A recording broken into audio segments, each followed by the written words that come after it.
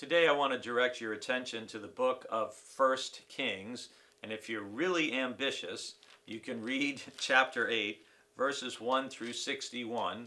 If you don't have quite that much time, I encourage you to look at verses 22 to 61. This is part of King Solomon's speech at the dedication of the great and unbelievably opulent temple that Solomon oversaw the construction and building of. And in his dedication and in his blessing of the temple, he gives this extended speech. And our verse for today is from verse 43 in 1 Kings 8.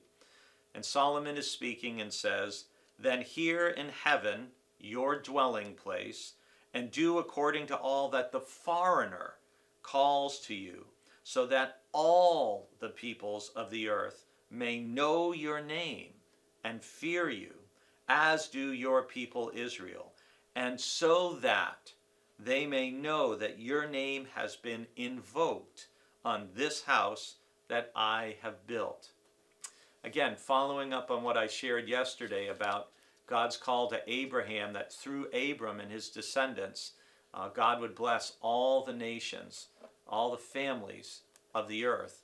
Here in Solomon's dedication of the temple to God, you see this theme come up again, that it's not just for the Israelites, but that the temple, Solomon is saying, that foreigners are going to come and they're going to pray toward this house, towards this temple. And Solomon is asking God to hear in heaven your dwelling place. Note, he built the temple, and the Israelites believed that the Shekinah presence of God, the holy presence of God, was present in the temple. But even so, Solomon is acknowledging that heaven is God's true dwelling place. But he says, do according to all that the foreigner calls you to do.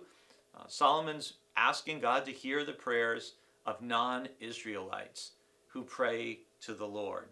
And again, why? So that all the people of the earth may know your name and fear you. So a purpose of building the temple is to lead other people, lead people who are outside of the faith of Israel to faith in Israel's God. And we could make an analogy and say part of why we have a church building is to help lead other people who don't yet know God to faith in God. But we recognize that God is not just found in the church. Just as God is in the heavens, God is everywhere. And so part of what we want to do is be taking God outside the walls of the church to other people. And also we want to recognize, as Solomon did, that God hears the prayers of people who aren't yet or aren't even a part of our faith or a part of our nation. And we want to be as open as Solomon is and understanding as Solomon is in inviting and knowing that God's reach is far greater than any one nation, any one community of faith.